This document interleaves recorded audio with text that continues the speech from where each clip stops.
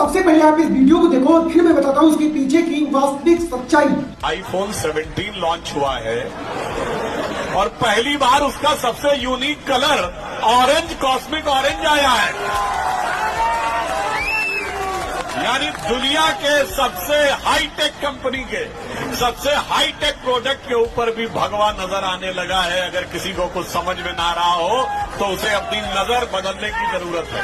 कि जब हमारे देश का शिक्षित और प्रतिष्ठित नागरिक किसी देश के आईफोन के कलर के बारे में बात करता है तो ये अशिक्षित नेताओं से हम कैसे उम्मीद करें कि ये क्लाइमेट चेंज पर बात करेंगे। तो दोस्तों शायद आपको ये बात पता हो कि प्रत्यक्ष को प्रमाण की आवश्यकता नहीं होती। मैं ये बात क्यों कह रहा हूँ, मैं स्पष्ट कर सकता हूँ। दोस्तों आपने अभी देखा कि वर्तमान समय भारतीय जनता पार्टी के राष्ट्रीय प्रवक्ता सुधांशु त्रिवेदी जी आईफोन के कलर की बात कर रहे हैं। अब आप सोचिए दोस्तों, जहां पर एक तरफ गलही में एयर क्वालिटी मशीन के बगल में सैनिटाइजर का छिड़काव करके उसकी रीडिंग को गलत दिखाया जा रहा है, तो वहीं पर एक तरफ भारत के प्रतिष्ठित और काफी पढ़े लिखे नेता जो कि इस समय भारतीय जनता पार्टी के प्रवक्ता भी हैं, वो आईफोन के कलर की बात कर रहे हैं। यही नहीं दोस्तों, बल्कि 1990 मतलब 1990 में जो कार्बन एमिशन था वो था 0.9 बिलियन टन और आज 2020 के तकरीबन 2025 में आज 2.9 बिलियन टन कार्बन एमिशन हो चुका है। अब आप सोचिए दोस्तों, हमारे देश का एक प्रतिष्ठित और पढ़ा लिखा नागरिक जिसे हम आज इतिहास का ज्ञाता कहते हैं, वो आज दूसरे देश के आईफोन के कलर का जिक्र कर रहा है